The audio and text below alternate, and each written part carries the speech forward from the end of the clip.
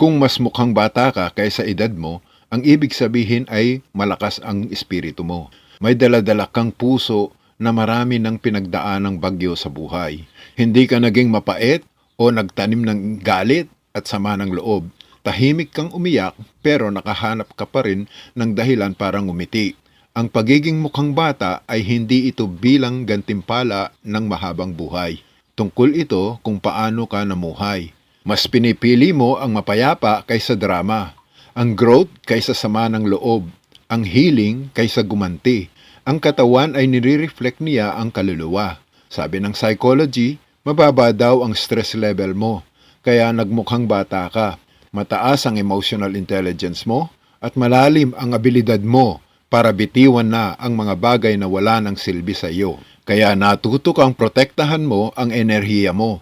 Umaalis ng walang sama ng loob, nakikipag-usap ng may